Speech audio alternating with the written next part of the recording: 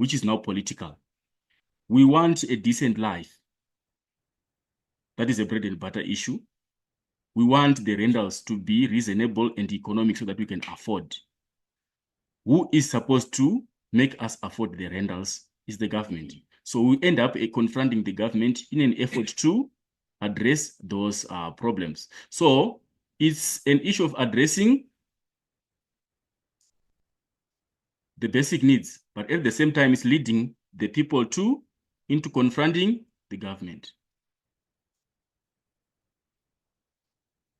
In solving the problems of basic needs, you ended up engaging in a fight with the government or engaging in disputes with the government, because it was the duty of the government to make sure that the citizens are well taken care of.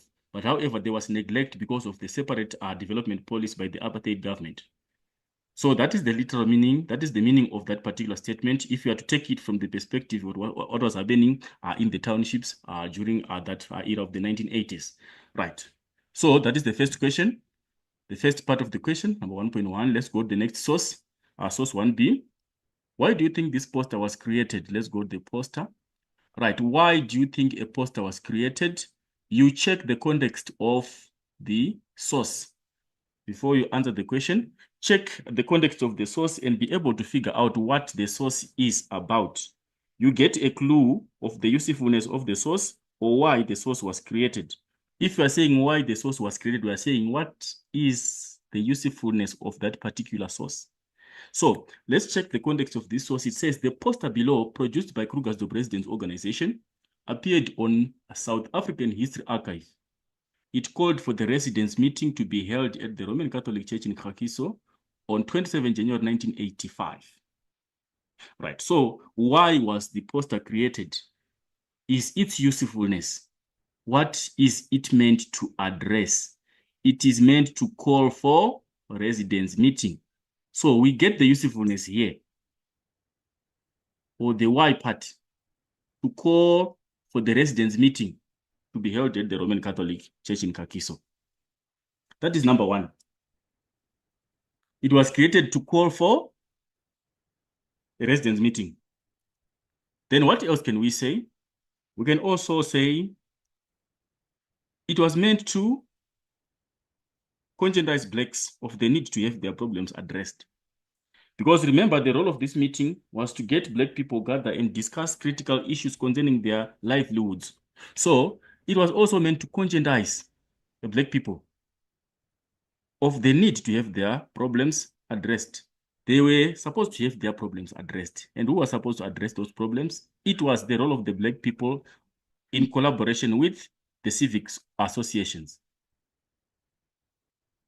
And also we can say the poster was created to show black people's discontent with apartheid.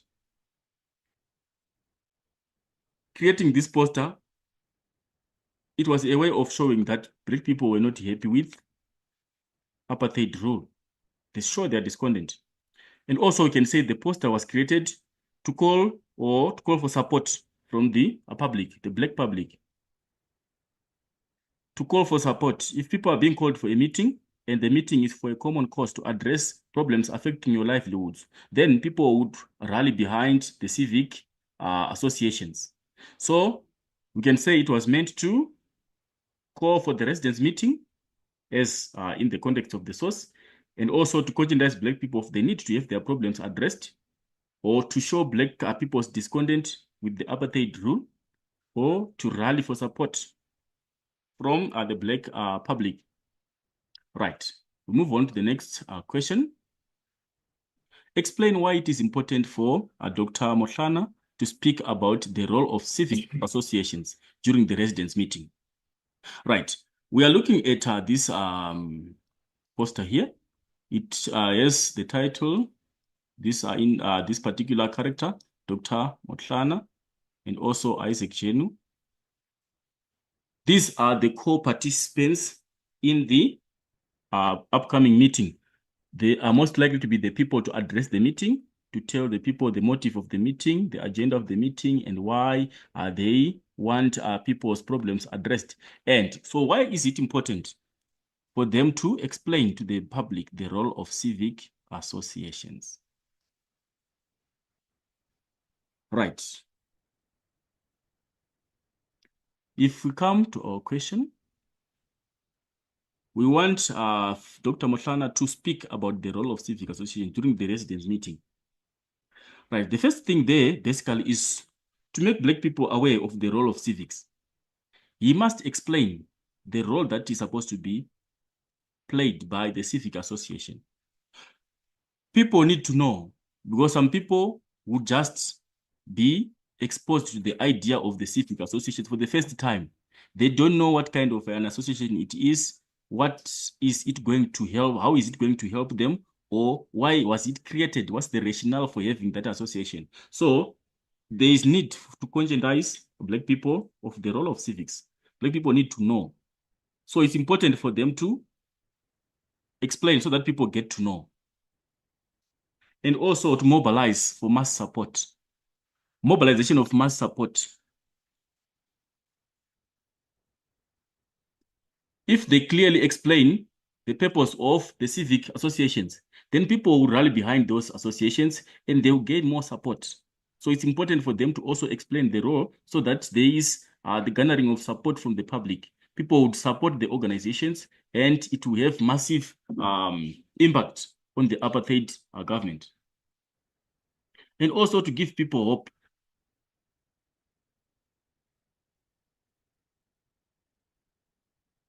Remember, some people were now hopeless.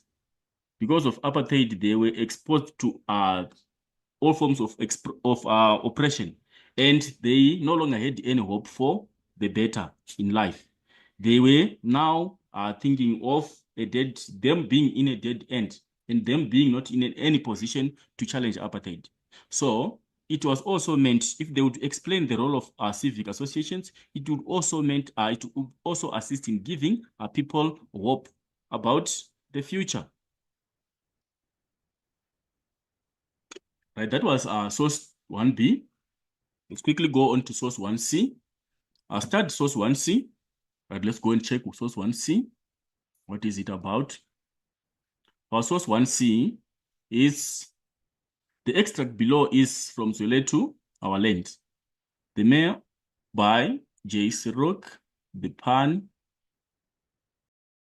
The learners, welcome to the presentation from History Paper 2, the prelim for 2024, Gauteng Province. We are going to go through the paper and discuss some of the questions in that particular question paper and try to give you clues on how best you are supposed to answer questions in history. So without wasting our time, we know the structure of our paper 2, a question paper. The paper comprises of source-based questions and essay questions.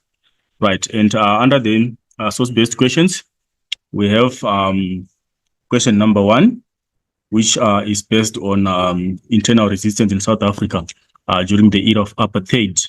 We're trying to look at the different organizations that were trying to make a collective effort to resist against the rule of apartheid. So our question for this matter is, how did civic organizations in South Africa respond to PW Botha's reforms and apartheid restrictions in the 1980s? Our focus is on civic organizations. When we're talking of civic organizations, we are looking at a grouping of civilians to form organized groups that were meant to foster the need to resist and challenge the rule of apartheid. Right. So without wasting time, you know that in your paper you're supposed either to answer 2 source-based questions and 1 essay, or 2 essays and 1 source-based questions. So the choice is yours depending on which section you think you are best at. But based on experience, I think for those who can master essays, it's much advisable that you answer 2 essay questions. For the reason being that they are going to save your time. With essay questions, once you have your content and you can contextualize your content to the question, you can easily go through the presentation and finish it even in less than an hour, which is the proposed time for a question. And then You will use the remaining time gathered from those two questions to tackle the source-based question. Because in most instances, you tend to find that the source-based question will pose much of a challenge in trying to go to the sources, trying to figure out information, and getting back to answer the question, and also contextualizing the sources to the given question which is posed. So it's to your discretion which question you feel you are better in attempting, either the source-based question, then it means you'll be answering two of them and one essay, or if you master essays well, you can opt to answer two essays and one source-based question. Right, let's go to our question. Our question here is focused on the civic organizations, how they were trying to challenge the reforms that were implemented by the apartheid government of PW, both in the 1980s. Right. We are having source 1A to source 1D for question number 1. The source information that we have is to help us answer the questions. And we know that we have different setting of questions. We have extraction questions, which are level 1 questions, whereby you are just supposed to interact with your sources to get the information that you need to answer the question. And also we have level 2 questions, whereby in some instances you're supposed to define a historical concept. Those ones, you now have to apply your knowledge of what you have learned in the book. Then we have level 3 questions, whereby you're supposed to interact with sources. For example, you are dealing with questions on reliability, you are dealing with questions on usefulness of sources, you are dealing with questions on combining, on contrasting sources. Right, that is the other level of the questions, whereby now you are dealing with scrutinizing information from the given sources. And also, it is advisable for you to answer the questions in your understanding, except if it's an extraction or a quote question. Because mere copying of sources is going to disadvantage you. If you just copy the sources, some of the U learners, you end up, because you're not very familiar of where to get the answer from, then you end up extracting everything from the source. That is mere copying of sources. It is going to disadvantage you. If you check on your instructions, you are advised not to just mere copy sources, for it will disadvantage your score. All right, let's go to our question.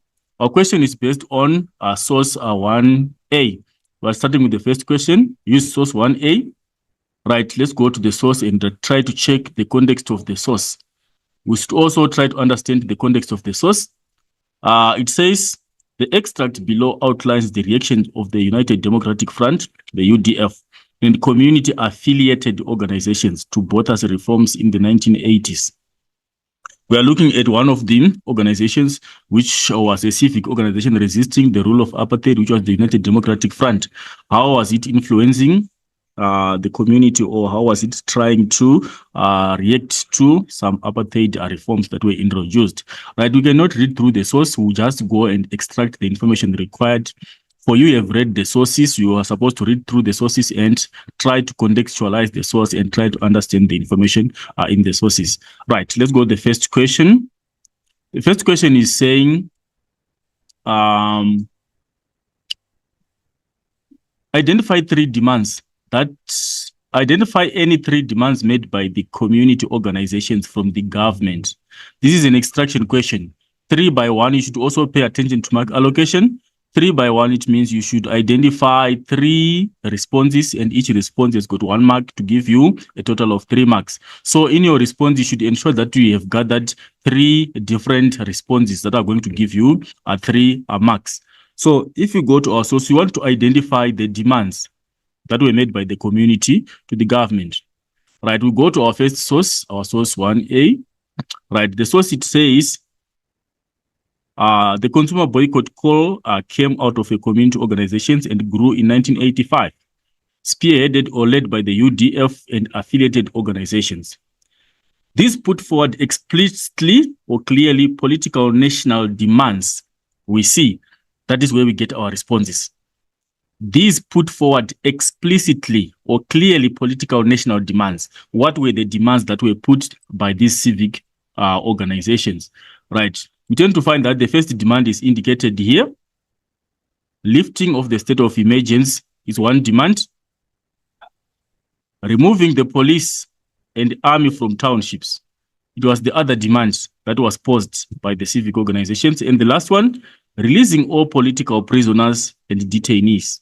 So that qualifies to give a full response to a 3-by-1 question because we've managed to identify our 3 demands. The first one being that of the lifting of the state of emergency. Then the second one being that of the removal of police and army from townships. And the third one being that of the release of all political prisoners and detainees, which means we have done justice to the first question. We have fully answered it, and we qualify to get the 3 marks allocated for that question. Right, we move on to the next question. Our next question is saying, what form, according to the source, did the consumer boycotts take? What form, according to the source, did the consumer boycotts take? Right, our question is on consumer boycotts here. Right, maybe we can briefly describe what a boycott is. Right, when you are boycotting, we are saying you are refusing to participate in a particular event. You are choosing not to participate in a particular event. So when we're talking of consumer boycotting, we are saying the consumers were choosing not to participate in their consumer right to buy. They chose not to buy specific products from specific suppliers of products. That was a consumer boycott. We are looking at the end users of final goods and services, the customers for the goods and services, the people in the townships who are supposed to be buying basic goods for survival. They are supposed to be acquiring basic services. But when they are boycotting, we are saying they are choosing not to participate in that particular event for given reasons. So when you go to our source, we want to go and check where we can get the context of how they were undertaking the consumer boycotts. We go to our source 1A. Right. We go to our source. It says here, the boycotts took the form of, here, that is where we get our response. What was the form? Not buying from mainly white-owned shops and shops owned by black collaborators with the apartheid regime. That was how the boycotts was structured. Because they were not happy with the apartheid rule, they chose to show their frustration by not buying from the apartheid practitioners or buy from people who were collaborating with further entrenching the apartheid rule. So we tend to see that they were not buying from the white-owned shops because the whites were the ones perpetrating apartheid racial discrimination. And those who were supporting the whites, who were owning businesses, people chose not to buy from them. That was the nature of the boycotts. So in such an attempt, they were trying to show their frustration because of the apartheid rule, and also they were trying to sabotage those businesses. Because without the customer, those businesses won't be able to thrive. They were thriving upon the demands from the black community who were buying their products. Now that they opted not to buy from them, it meant that the business viability was threatened by the fact that the consumers chose not to buy from such businesses. Right, that is the response to our question number 1.1.2. We move on to the next question, which is question number 1.1.3. Explain the term state of emergency. Right, what is a state of emergency? I will try to briefly explain before we give the actual definition, because this is a concept, the historical concept. You can define it in your own understanding, but as long as you are addressing the basic requirements of the concept. Like when we're talking of a state of emergency, we are saying we are having a situation in the economy or in the politics of the country which is threatening, or maybe people are defying the authority of the government and are being violent or are destroying infrastructure. The government suspends normal constitutional procedures and gives special authority to the police force and the army to deal with such a situation. That is a state of emergency. We are suspending normal procedures, normal constitutional procedures, because we know if there's a difficult situation, we have to handle it constitutionally according to the constitution of the state. We are supposed to handle every situation according to the guidelines of the constitution. But when we are now in a state of emergency, we are suspending the normal procedures of the constitution, and we are declaring or giving special powers to the police force and the army to deal with such a difficult situation, to handle and to make the situation get back to normal. That is basically a state of emergency. So basically, when I'm defining it here, we can say it's a situation. We'll just try to re-simplify that so that it becomes more clearer. Right, so we are saying it's a situation. In this instance, it's a difficult situation for the government. The government is failing to control the state of affairs in the economy because people are being violent against the government. They are sabotaging state infrastructure. They are defying the orders of the government. So it's basically a situation in which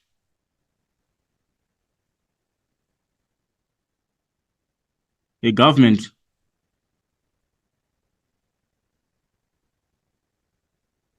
or we can just say authority declares a temporary suspension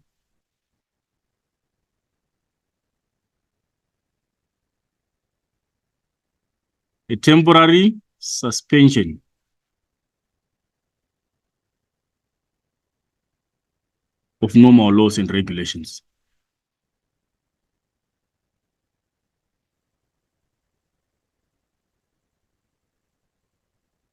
Normal laws and regulations to respond to a crisis.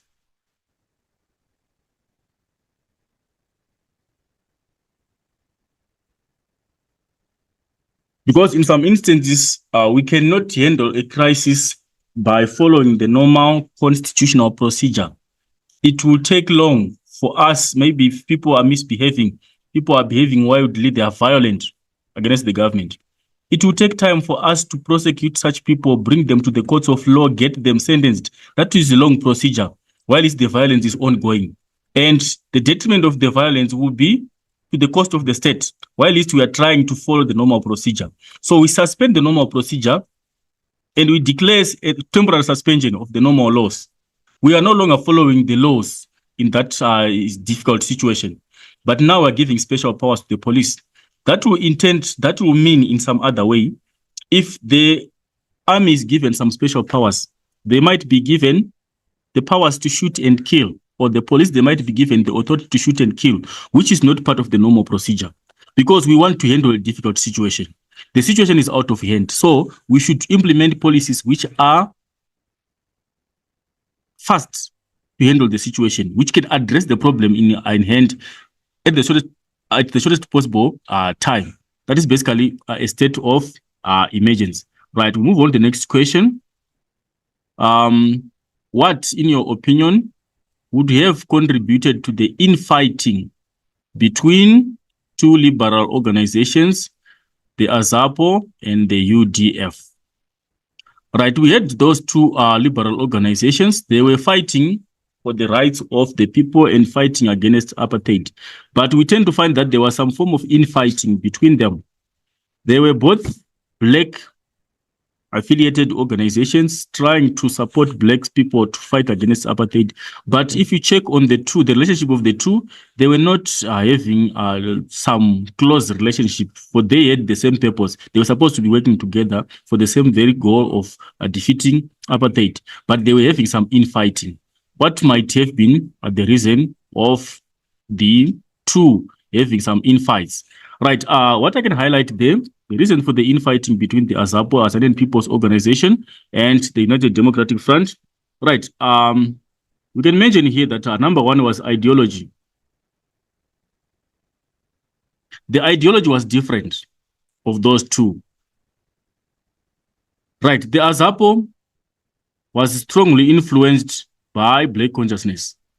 It was following the Black consciousness ideology and was furthering the ideology of self-reliance. It wanted Black people to self-rely on themselves and not rely on the white apartheid government. And remember, the apartheid government was following a policy of separate development. So the Azanian People's Organization was influenced by the ideas of Steve Biko and the Black consciousness. So they were more inclined towards self-reliance of Black people. While the UDF, this one here, the UDF was a coalition of anti-apartheid groups. There were so many activists who were against apartheid who coalited to form the UDF. And because of that difference, they had differences in ideology. Some of the people who were forming the UDF were liberals, people who wanted freedom for the people. And some of them were socialists. They wanted an equitable society. And some of them were nationalists who had strong love for their own South Africa. So because of that one, it got to create some infighting between the two. The UDF's ideology was biased towards liberalism, socialism, and nationalism, while the AZAPO was influenced mainly by black consciousness ideas and was targeting to attain self-reliance amongst the black community. So because of the differences in ideology, there was some form of infighting between those two liberal organizations. And also, we can also argue that there was also infiltration by security police. That can be possibly the other reason why those two were having some infights. We can talk of infiltration by security police. Because the police were feeling threatened by the increasing numbers of people who were affiliating themselves to those organizations and the growing strength of those organizations, they tried to filter inside those organizations and destroy them from within. So there was some form of infiltration which was happening within those organizations by the security police, which was the apartheid police. They were trying to split or to try to seed hatred within those organizations so that they won't work together and they will work against each other for the benefit of the apartheid government. So infiltration by the police, by security police, is also another attribution of them rivalry between those two organizations. And also we can talk of competition for funding.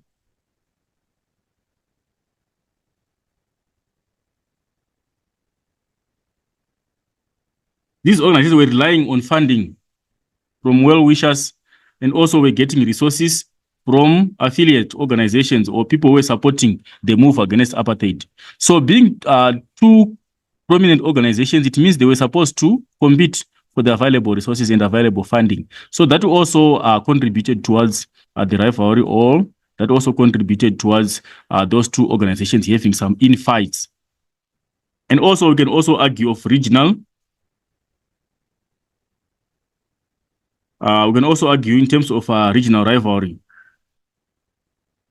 These two organizations were in such a way that AZAPO was strong in there, was mainly dominating in the Eastern Cape. That was where AZAPO was most strong.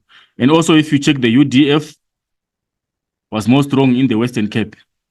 So because of those differences, that one organization was dominating in another region, and another one was dominating in another region, it will also mean that it led to infighting between those two. If one approaches the region of the other, it will mean that they wouldn't be able to work together because they would want domination in their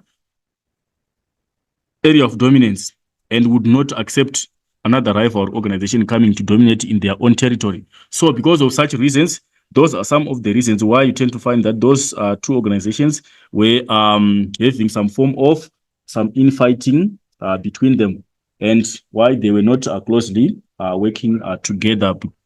Right. We move on to the next question. Right. We're going to number 1.15. Comment on what is implied by the statement. They had to ensure that it took a constructive political direction.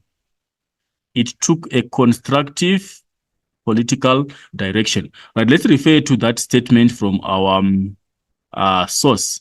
Right. It says here, if you can check here, our statement starts from local community activists and leaders were hesitant about taking boycott action, and this was debated thoroughly. Community organizers felt they could not ignore spontaneous action from their constituents or the voters, but they had to ensure it took a constructive political direction and that organizational strength and depth were improved in the process. That is where we get our statement. They had to ensure it took a constructive political direction and that organizational strength and depth were improved. Right. we are seeing that the will of the people here, the leaders were reluctant to take boycott action. But because of the masses, the voters were willing to participate in the boycott action. So they ended up accepting the decision, but in their acceptance, they wanted to make sure that it took a constructive political direction. What's the implication of that? One implication might be they did not want it to be a violent event. They did not want it to end up being a violent event. It was supposed to end up in a good political image. So, in another way, you can say they wanted the move of boycotting not to end up having violence or not to end up having loss of life for the people. That can be a justified reason or a justified implication of that statement. Or we can say they did not want the organization's image to be tarnished. Remember, the apartheid government was working against those organizations and would do all sorts to tarnish the image of such organizations, to discredit them. So they did not want also their organizations to be tarnished by the apartheid government. So they wanted to do it diplomatically in such a way that it won't cause violence, it won't cause loss of life, and also it won't tarnish the images of their own very organizations. That's basically the implication of such a statement. Right. We move on to the next question, which is based on source 1B. Right. Refer to source 1B. Why, according to the speaker in the source, were many townships aflame? Why, according to the source, according to the speaker in the source, were many townships aflame? Let's go to source 1B and check the context of the source and try to figure out why the speaker was saying many townships were aflame. Right, this article below is a description of the Obed Bapela, a political activist during the apartheid era, of the formation of street committees and people's courts in Alexandra in the 1980s. He gave this testimony during a TRC hearing in October 1996 in Alexandra. Right, so we want to find a reason why many townships were aflame. Right, if we check here, it says, the events that led to the Six-Day War started in 1985, around June, I think, when many townships in South Africa were aflame or were fired up.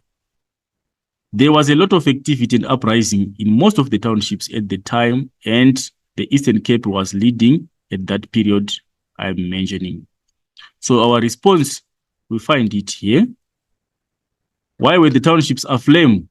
There was a lot of activity and uprising in most townships at that time. People were uprising against the government, and people were very active against the government. That was why the townships were fired up or were aflame, according to the speaker or in that particular source. Right. Let's move on to the next question. The next question is question number 1.2.2. Right, 1.2.2. Name any two structures mentioned in the source that were inspired by the M plan of the 1950s. The M plan referring to the Mandela plan. We want two structures that were mentioned in the source that were inspired by the M plan. Right. If we go to our source, source 1B, we find that there is information here, right, which talks about the structures. If you can start from here, right, it says, it talks about the M plan here, which is the Mandela plan, which was known in the 1950s. And then people wanted really to begin a process of establishing those structures. The structures were based upon the idea of the M plan, but what were the structures? Structure number one was the street committees. That's the number one. Number two, the block committees. And number three, the yard committees. Those were the three structures: the street committees, the block committees, and the yard committees. They were supposed to be established in their own areas in the townships. So those were the three structures that were supposed to be put in place according to the 1950s plan of Nelson Mandela, the M plan. Right. Then move on to the next question. Our next question is explain in your own words how the following boycotts were conducted by activists during the 1980s. Right. We want to start by the rent boycotts. Remember, we talked about the boycott as when people choose not to participate in a particular event. So when we're looking at a rent boycott, we know well that in the townships, the structures where the black workers were staying in, those are flats, the residential flats, the bachelor's residential flats, where the black workers were staying, those were municipality properties. And the workers who were staying in such properties were supposed to be paying rentals at the end of every month. But when they were doing rent boycotts, they apparently refused to pay the rentals to the municipalities. They refused deliberately to pay the rentals to the municipalities. That was the rent boycott. So occupants of municipal owned houses or apartments, they refused to pay rentals. That was a rent boycott. You are liable to pay rentals at the end of the month. You know it. It's a legal requirement of you as a tenant to pay rent. But then you refuse to pay the rent. The property is not yours. It's the municipal property. And you are supposed to pay rent. Then you refuse to pay the rentals. You keep staying in the accommodation but not paying rent. That is a rental boycott. Then consumer boycotts, like what we've mentioned earlier on, the consumers or the customers refused to buy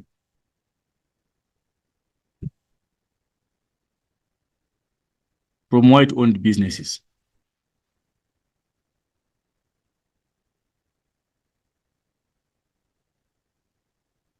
Or from those blacks who were collaborating with apartheid. It was not only from white businesses, but there were also some black people who were collaborating with the apartheid government. So people chose not to buy from those businesses. They chose not to buy anything from such businesses. That was a consumer boycott. Right. So rental boycotts, they refused to pay the rentals that were due for the accommodation that they were staying in. Consumer boycott, they chose not to buy from the white businesses and also chose not to buy from the black collaborators of apartheid rule. Right. Number 124. What did Obed Babhela mean when he said Alexandra then came into the picture in the context of townships reacting to apartheid? Right. Let's go to our passage and try to get the sense of what it means when we say Alexandra then came into the picture. Right. If we try to check here, it says, it explains about the townships where the violence started and the boycotting started. It says, and also in the Transvaal, the Transvaal, the main activity was the start of the rent boycotts in the Vaal, Sebokeng, and Sharpeville townships. And then it spread to Soweto. And then also Alexandra then came into the picture during 1986. And also Alexandra then came into the picture during 1986. We are seeing the trend here. The narrator is narrating how the events unfolded, how the boycott started and how they spread across other townships, starting from the Transvaal, where they were doing the rent boycotts in the Vaal, townships of Sebokeng, in Sharpeville, and then it spread to Soweto, and all of a sudden, also Alexandra came into the picture. So what's the meaning of Alexandra coming into the picture? It means that from that explanation, from that meaning out of the source extraction, we can also see that people in Alexandra, they also joined in the boycotts. That is what we are saying. Alexandra then came into the picture. People in Alexandra also got involved in the boycotts.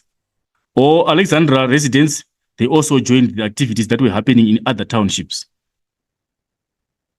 which is the boycotting. So when we are saying Alexandra came into the picture, we are saying it also became part of the revolutionary process of boycotting. It was not involved. It was in the Transvaal. Then in the Transvaal, it was in the region of Vaal, then Sebokeng and Sharpeville, and then it went to Soweto. But after it went to Soweto, around 1986, Alexandra came into the picture, which meant the activities, they got to spread to Alexandra. or Alexandra also became actively involved in the boycott process, or people in Alexandra joined the activities that were happening in the other townships. They implemented them in Alexandra, which means Alexandra was also part of the participating townships in the boycotts. That's actually the translation of that particular statement. Right, we move on to the next question. Right, our next question, we check is a number 1. We did number 1.2.4. We are going to 1.2.5. Why would you regard the source reliable to a historian studying activities of civic organizations against the apartheid government in the 1980s? Reliability of a source. When you're talking of reliability of a source, we are saying, is this the truth of what happened? When we're talking of reliability, we are checking on the truthfulness. Is this the actual thing that happened during that particular time?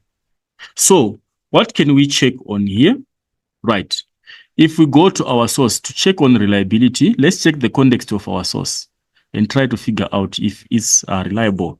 This article below is the description of Obed Wapela, who was a political activist during the apartheid era, of the information of street committees and the people's courts in Alexandra in the 1980s.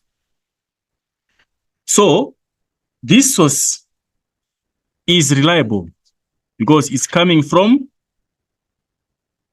a political activist who was there during the apartheid era. He's a political activist. He's narrating stories of that thing that happened during the time of apartheid era. And being a political activist, we give credit to the source.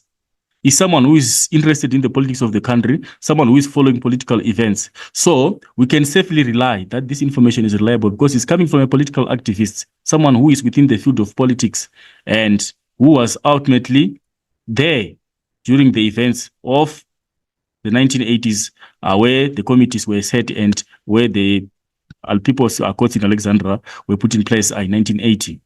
That is one form of reliability that we can rely on. Right. And also, if we check, we are looking at reliability of the source. Right. The source can be reliable because it actually gives us the actual names of the townships where consumer boycotts were happening.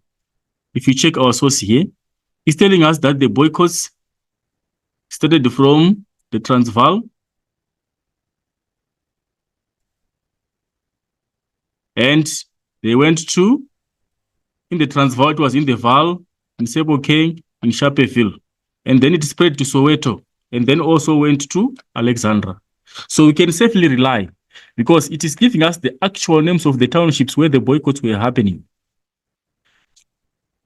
Then, what can we also rely on if we check on this particular source? Right. The source is also reliable because it's talking about the death toll of Alexandra incident.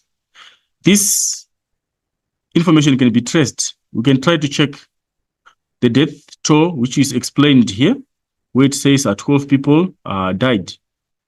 We can safely rely because we have evidence of such, because it gives us the details of the death toll of what happened during the Alexandra events. Right.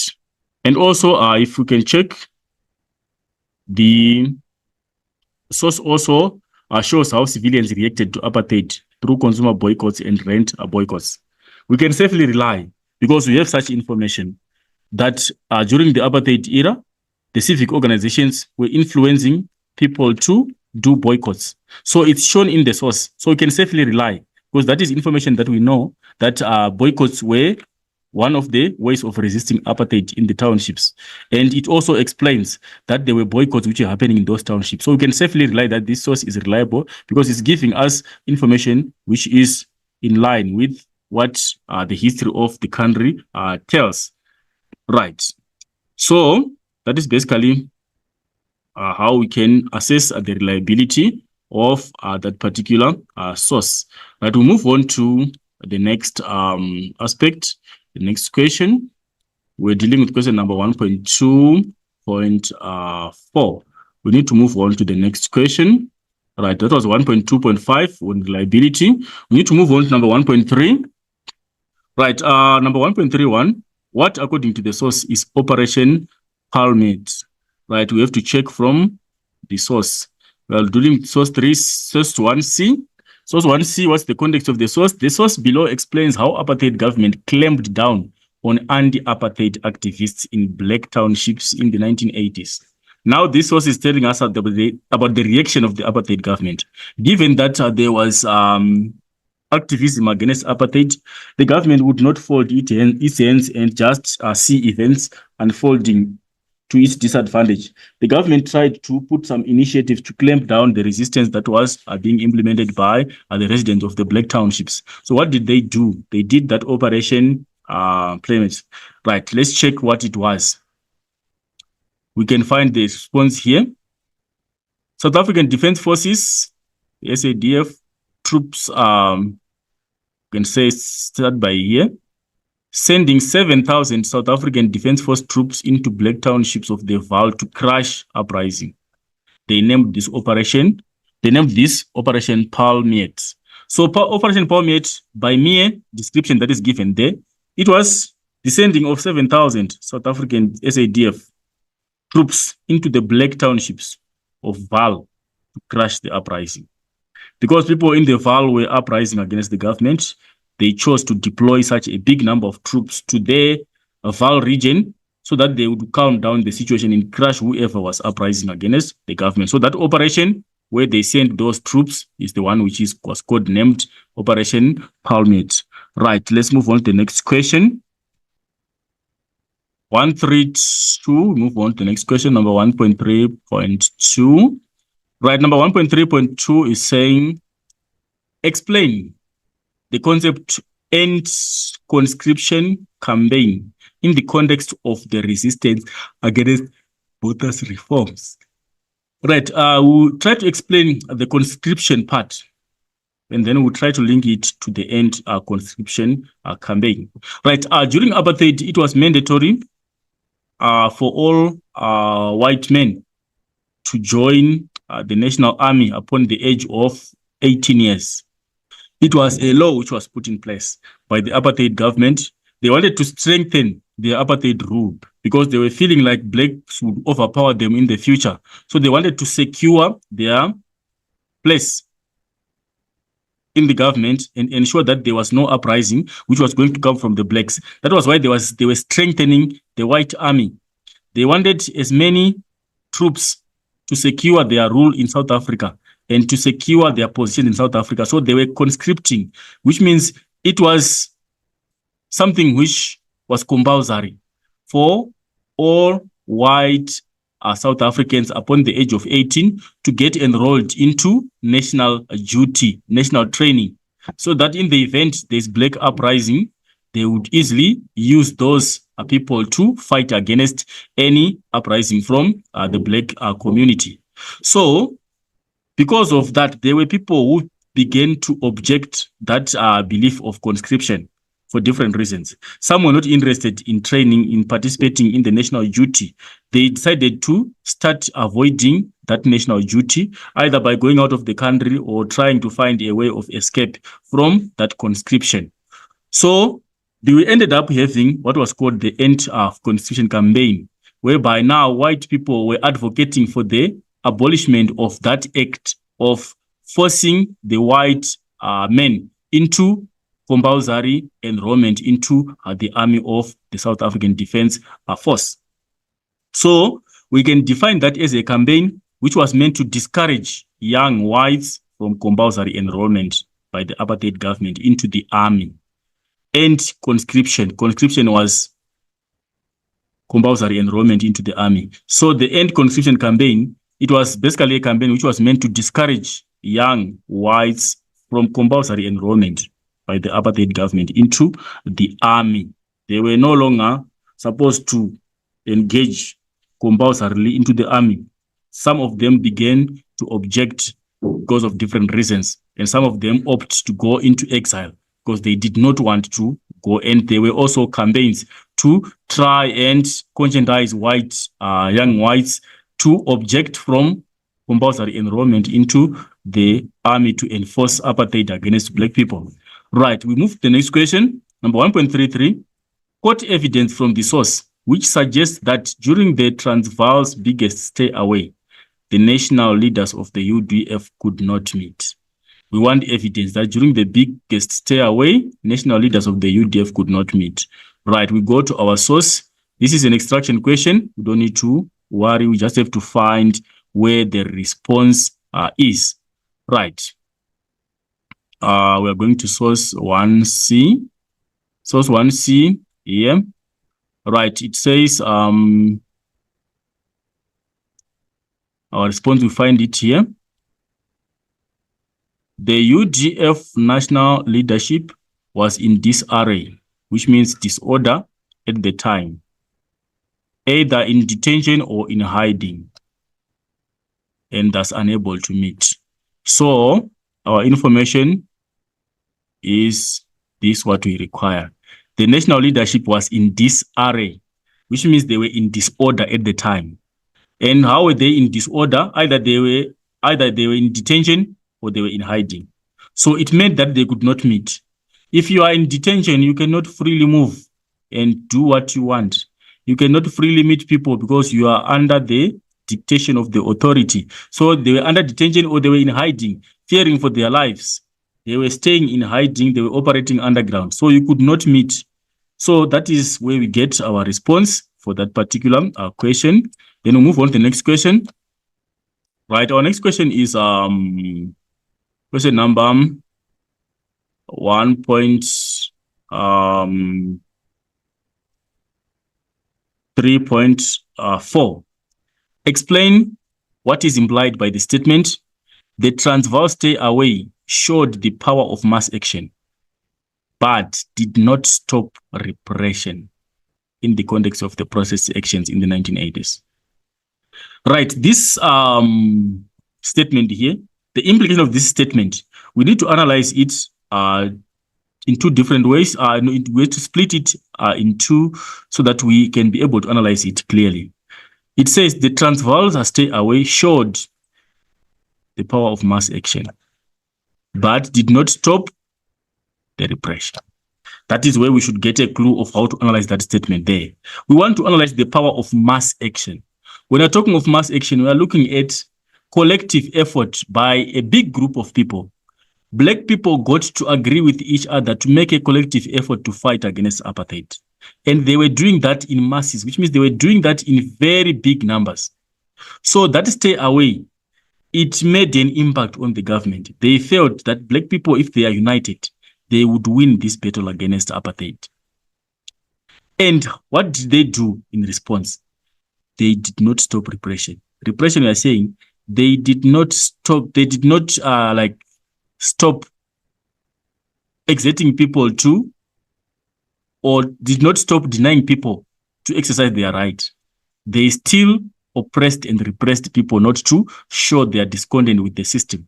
So if we try to combine those two, we can see that on the side of mass action, we can say the government felt the implication of black people taking collective action. Yes. Against apartheid. So the government actually felt the implication of black people taking collective action against apartheid. But however, the measures were put in place to crush the defiance. That is on the repression side. They put measures in place, even though the black people were fighting in large numbers, the government still put measures in place to crush the uprising. That's the implication of that particular statement. Right. Moving on to the next question, number 135. It says, using the information in the source and your own knowledge, explain how black communities justified killing other black community members. Right. We're saying it was violence on black to black. Black people ended up killing other fellow black people and they were justifying it. What was the reason for such? Right. Based on the information that we have from the previous discussion of the boycotts, we are seeing black people boycotting other black people's businesses.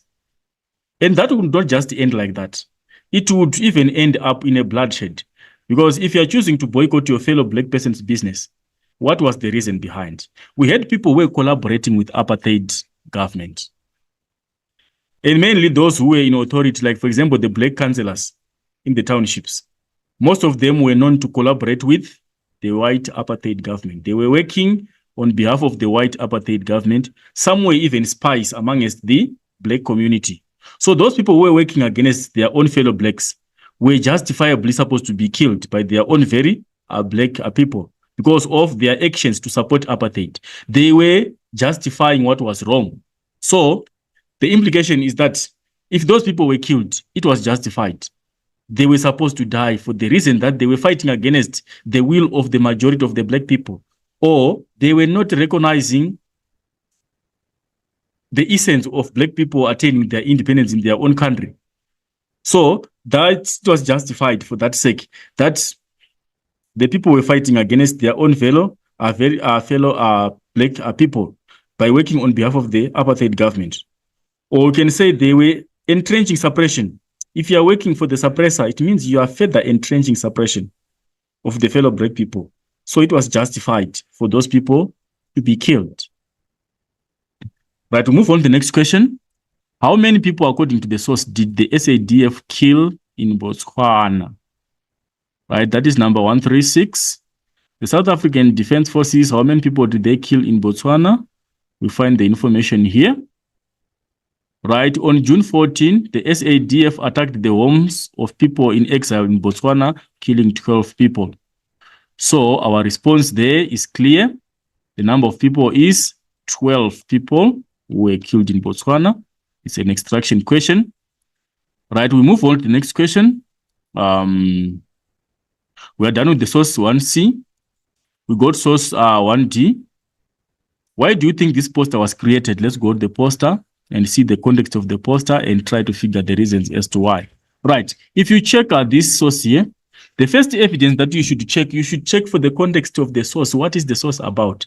The poster below was created by the United Democratic Front, which is the UDF. It is about the demands made by the civic organizations on the apartheid government. So you already have your response here. Why was it created? Why was that poster created? From the context of the source, you have got the reason of why the poster was created here. It was created to show the demands that were made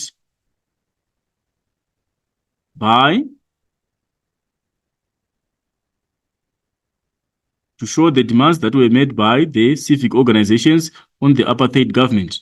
It's a clear response which you find there on the context of the source, because it tells us why the source was created, to show the demands made by civic organizations on the apartheid government. Right. And what else can we talk about besides showing the demands by civic organizations to the apartheid government? It was also meant to expose the injustices of apartheid, because it says here fewer guns. We demand fewer guns, which means they were exposing the bad side of apartheid, that they were repressing people using the guns. They were killing people. So they were exposing the white apartheid government by the statement that we demand fewer guns. And also they were exposing that the white apartheid government was not fairly paying the workers. We demand higher wages. Fewer guns, we demand higher wages. So it was some form of exposition of the apartheid government. That is what we will see on the poster there. And also, it's talking about UDF support the consumer boycott. Is another reason why the poster was created, to garner support for the consumer boycott. They wanted as many people to participate in the boycott, to do the consumer boycott, to refuse buying from the white-owned businesses. So this poster was meant to influence people to support the consumer boycott. So we can figure out that those are some of the reasons. They were exposing the white apartheid government by the statement that we demand fewer guns and higher wages. And also they wanted to garner support on the consumer boycott. And overall, they wanted to expose the demands of the civic organizations against the apartheid government. So we can safely say those are our responses for that particular question. I'll move on to the next question. We have been dealing with question number 1. That was 1.4.1. And that is a 2-by-2 question. You should give 2 different responses. What evidence from the source indicates that the poster appeals to the following, to the government? What evidence do we have that this poster is appealing to the government and to ordinary citizens? What is the message to the government? What is the message to the government? It exposes that the government was militant by the statement that we want fewer guns.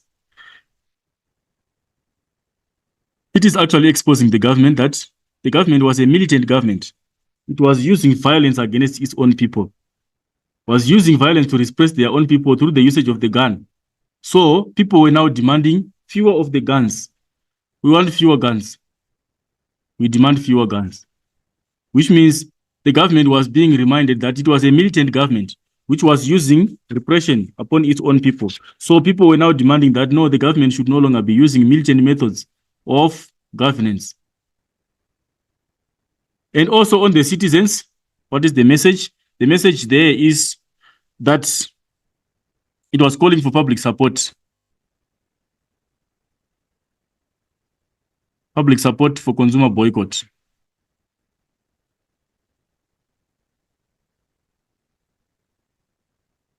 That was to the citizens.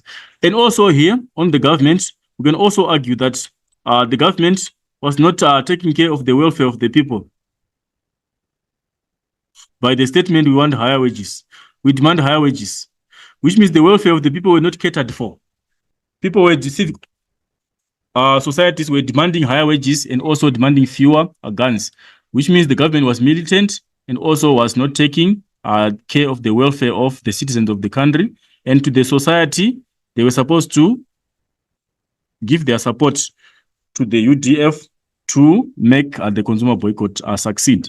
Right.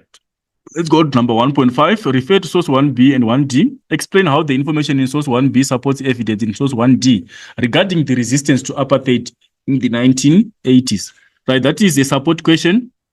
And remember, when you're answering this question, you should answer it according to the prescribed way of answering that type of a question, which means you're supposed to say source 1B in your response. Do not respond to that question in any other way which is not prescribed. Right, you respond it like in its source 1B says this. If it is a written text, you explain what is said in source 1B. This is supported by source 1D if it is a visual which shows whatever is shown there. This is 2 marks. You go again, you find another support. We are saying in another way, how are those 2 sources similar? What is in source 1B, which is the same as in source 1D? Or what information is portrayed in source 1B, which is shown the same as in the other source? So you find another example. Again, use the same format. Source 1B says this, whatever I said there, and is supported by source 1D, which shows this. Then you get your other 2 marks there to make it 4 marks for that particular response. You do not just need to give one response. One comparison is 2 marks. So you need to give 2 different responses that are going to give you a total number of 4 marks commensurate to that particular question. Right. So what you need to do here, we'll find information in source 1B and you link the information to source 1D as in that manner. So what you can do there, you can say source 1B, for example, here, we'll just give you as an example. So I've given you the format of how I present the information. Right. I'll just give you what is in source 1B, which is also in source 1D. Right. Source 1B, if you can check there, what is portrayed in source 1B, which is also in source 1D. Right. If we check source 1B,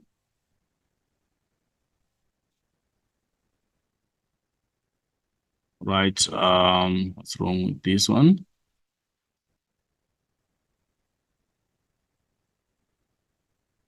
Right, we can check 1B and try to compare it with 1D. Right, our 1B here, if you check, our 1B, it has information about boycotts. It's talking about the boycotts. Source 1B is talking about the boycotts. It's talking about the boycotts which were happening in the townships in source 1B. And how is it supported by source 1C? Source 1C is showing a calling for consumer boycott support. So those two are supporting each other because this one is talking about the townships being engaged in boycotts, in consumer boycotts. And if you find again in the other source, they are calling for support for consumer boycotts. So boycotts is being shown in both of the two sources. So the two sources are supporting each other by giving us information on the boycotts. So source 1C talks about consumer boycotts in the townships, and which is supported by source 1C, which shows a call for boycott support. So you use the format to compare. Again, you find another comparison on source 1B. You can talk of the shooting that occurred. There's an explanation of the shooting that occurred in source 1B at shops in 3rd Avenue and London Street. It's shown there that there was shooting which happened. And how is it that supported the effect of shooting? It's supported by source 1C, where the civics demand fewer guns. In 1C, the civics are demanding fewer guns. They are supporting each other. The fact that there was shooting taking place, these are guns being used to shoot the people. And in source 1C, people are demanding fewer guns, which shows that it's a concern to them having their people being shot. And again, you can find another comparison in source 1B. If you check, it talks about the media skills and pamphlets. Those were the methods of distributing information to the people to make people aware of the activities that were happening in the civic organizations. And it is also supported by the poster on source 1B.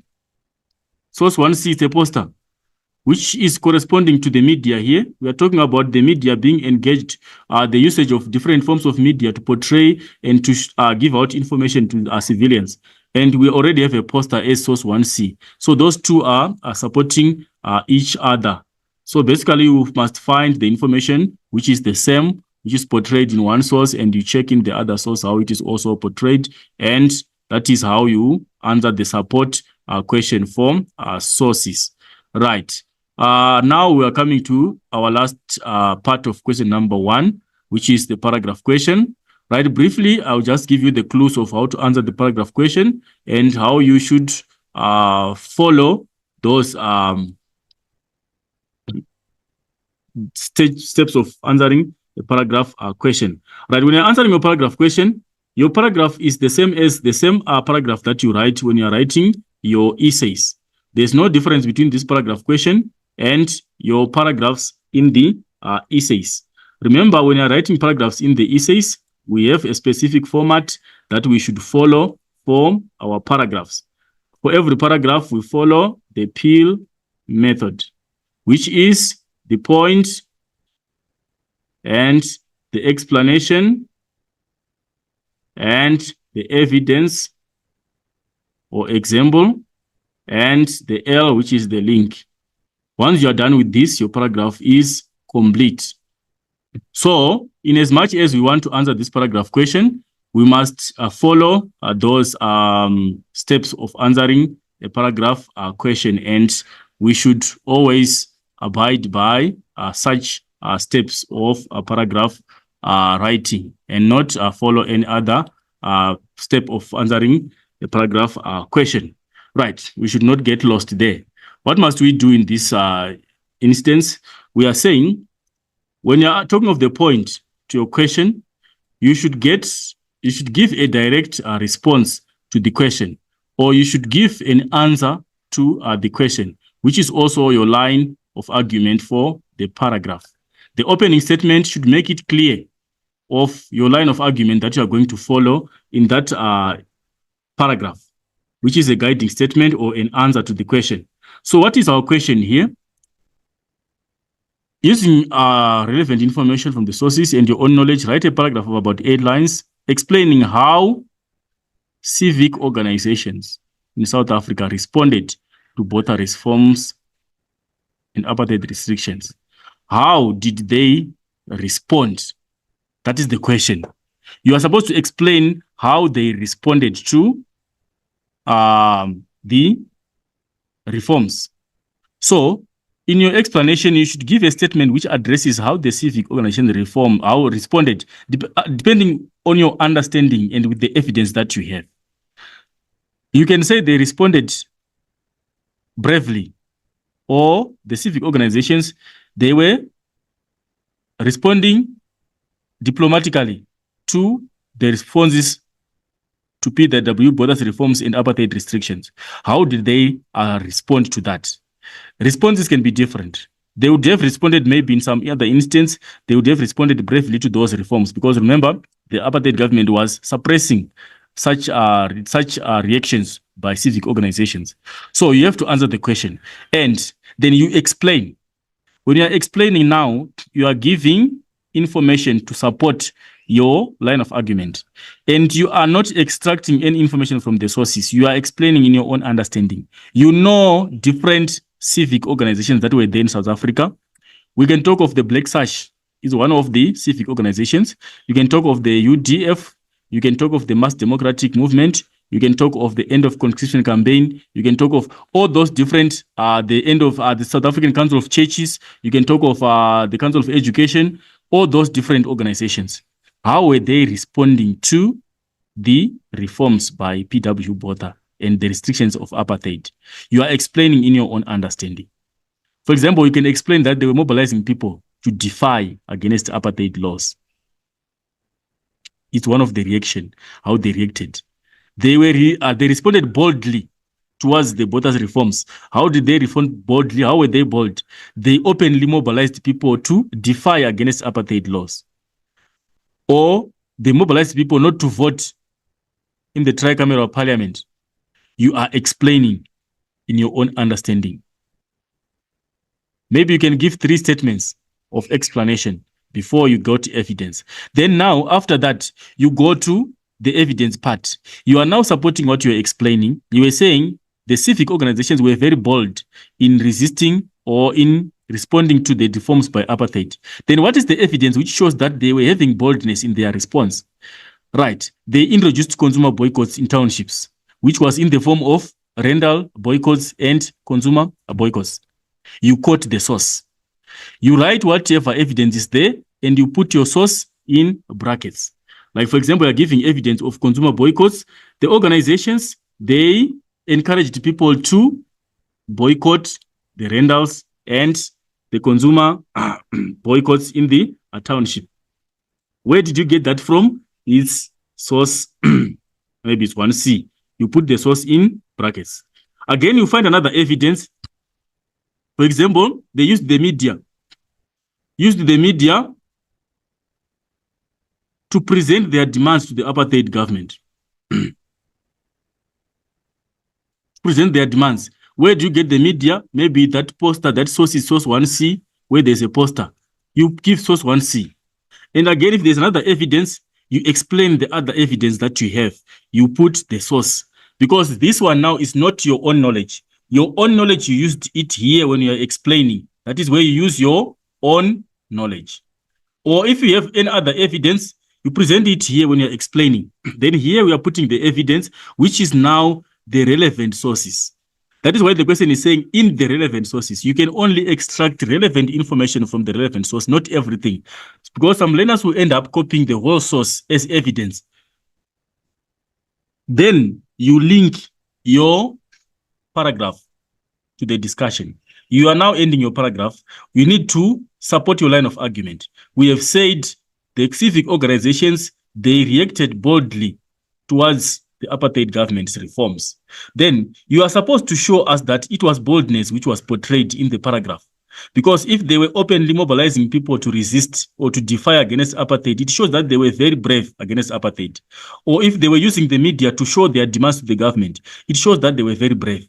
Or if they were influencing consumers to boycott buying from white businesses, it shows that they were very brave against the reforms. They were challenging boldly. Then you have to give a statement which supports whatever you were saying here, or which links back to your question, or which links back to your line of argument. Then your paragraph is complete. For example, here, it is evident enough that the defiance which was put in place by the civic organizations clearly showed the apartheid government that they were very bold against such reforms.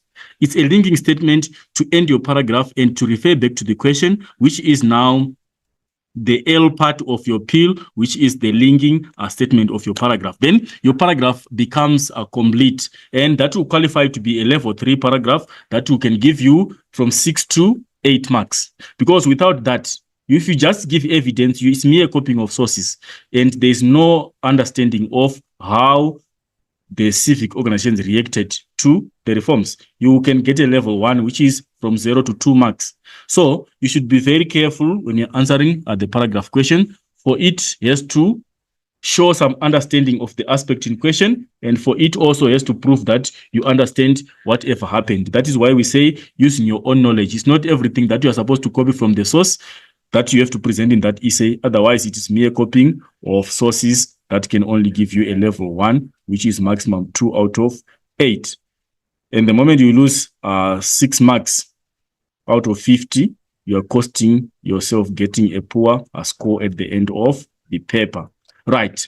We are done with the first question. We will quickly go to the question number 2. We won't spend much time on question number 2. We'll just be trying to figure out how to answer the questions and the possible responses to the questions.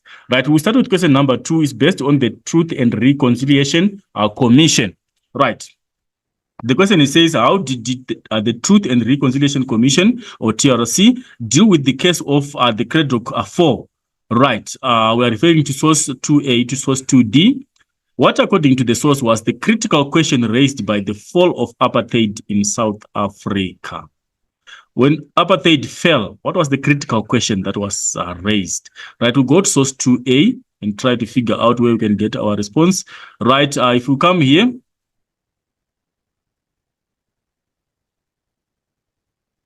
right, source 2A. The source below focuses on the reasons for the establishment of the Truth and Reconciliation Commission in 1995. Right, it says here, the fall of apartheid and the numerous or many examples of state-mandated human rights abuses against its opponents raised a number of critical or important questions for South Africans at the time. Among the many issues addressed was the need to create an institution for the restoration of justice that had been denied to many victims killed during the apartheid rule. Right. The need to create an institution for the restoration of justice that had been denied to many victims who were killed during the apartheid rule. There were so many people who were denied of their rights because of apartheid rule. And then, given that it was now a democratic South Africa in 1994, what was supposed to be done to those injustices? Well, we are supposed just to sweep them under the carpet and ignore them.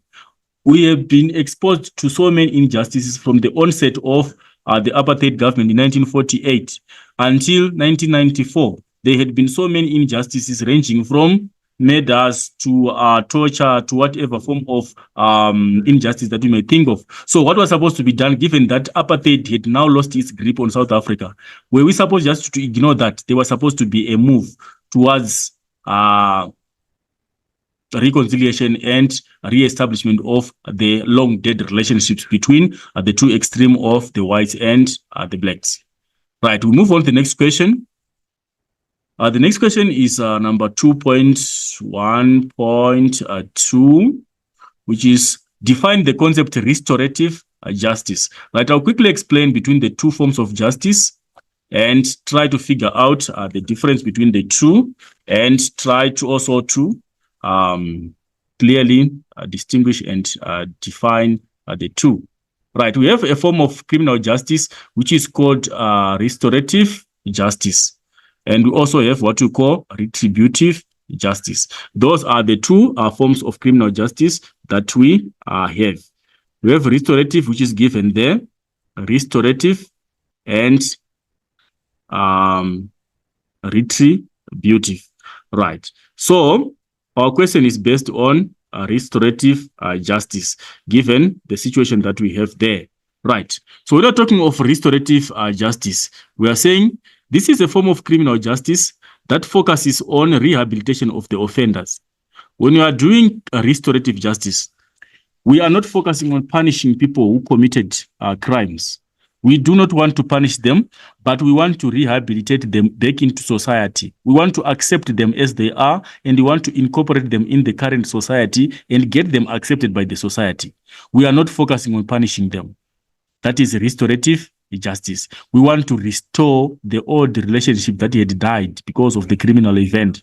We want to restore the confidence of the person back into society, so that they don't feel rejected by the society. That is a restorative justice. It focuses on the rehabilitation of the offenders.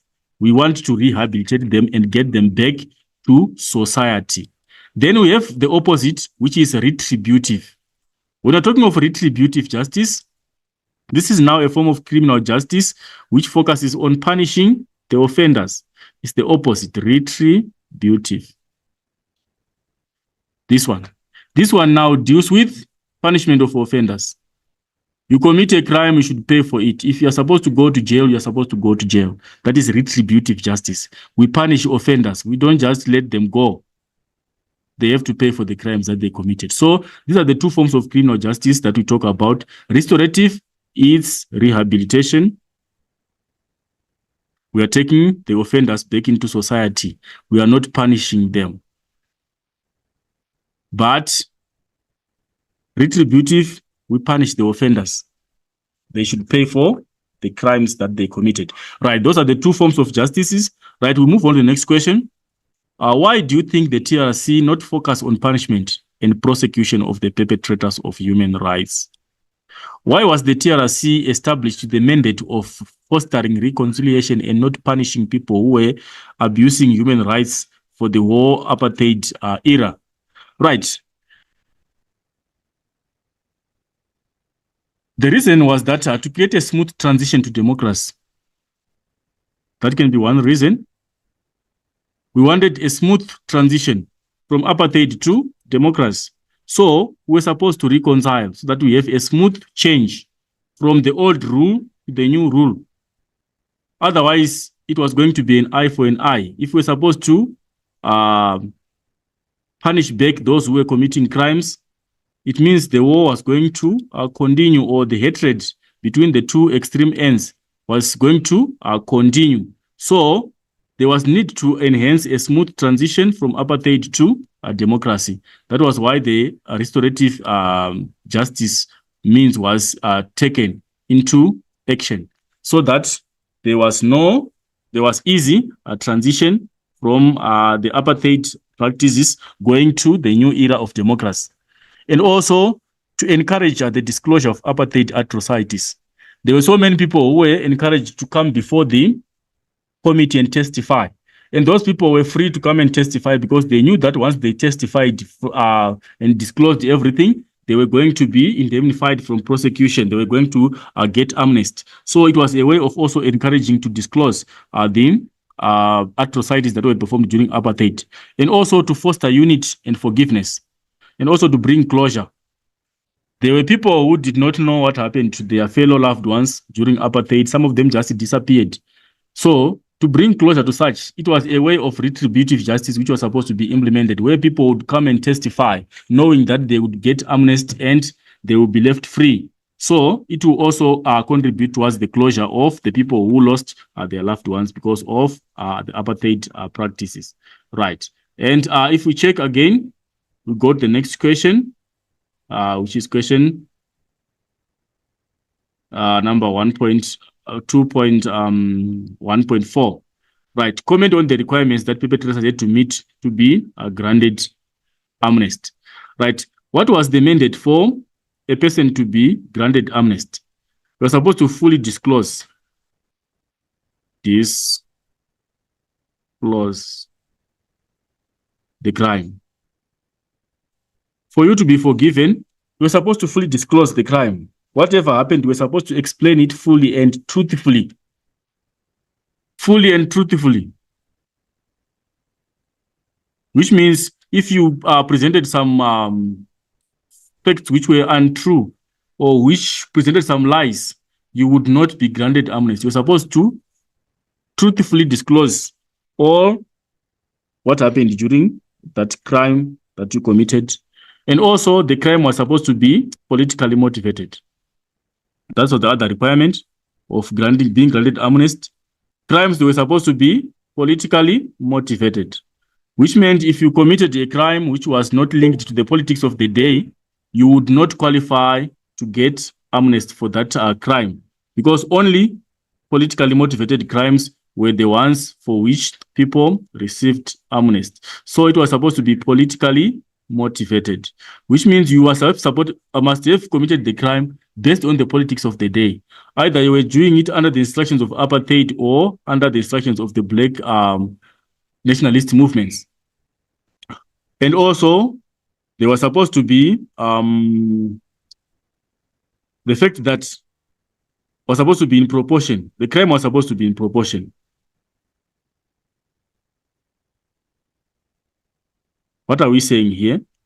We are saying the crime should be within reasonable, justified reasonable extents. It was supposed to be justified. It was supposed to be.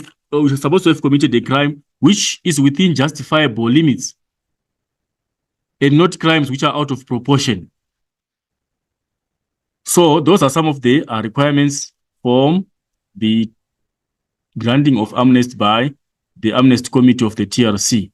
Right, identify from the source any 3 apartheid activists that were murdered by the security police. This is an extraction question. We just go to the source and get the names of those 3 who were murdered by the apartheid state securities. Right, we go to question 2, first 2A. Right, it gives us the names here.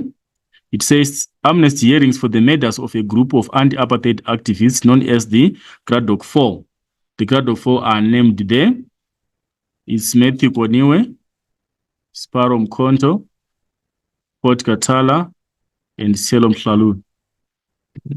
Those are the 4 who are mentioned as the victims of the murder by the security police of apartheid. Right, we go to source 1B. Right, in source 1B, what does it say? Source 2B, rather. Right, give 2 pieces of evidence from the source which suggests that the Cradock Four were murdered by security police. We want evidence to show that they were murdered by the police. We go to source 2B and just try to figure out where we can get the evidence. What evidence can we find to show that these ones were murdered by the police? Right. If we check here, it says the 4 never arrived back in Cradock. And they were intercepted by the security police on their way home. Their charred remains were discovered days later. This can be evidence that shows that these guys were ultimately taken by the police, the state security, the state police, or the state security council. So, them being unable to return back home can be one of the evidences, or them being intercepted or caught by the security police on their way home.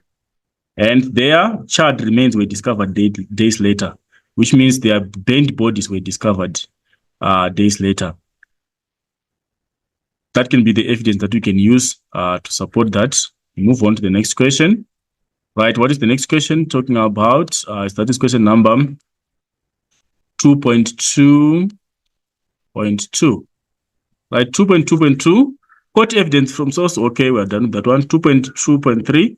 The concept amnesty we want to define the concept amnesty, or 2.2.1. No, we're done with 2.2.1. Court evidence 2.2, 2.3. 2.22, court evidence from the source which indicates that the apartheid security police applied for amnesty. That is the next question, 2.22.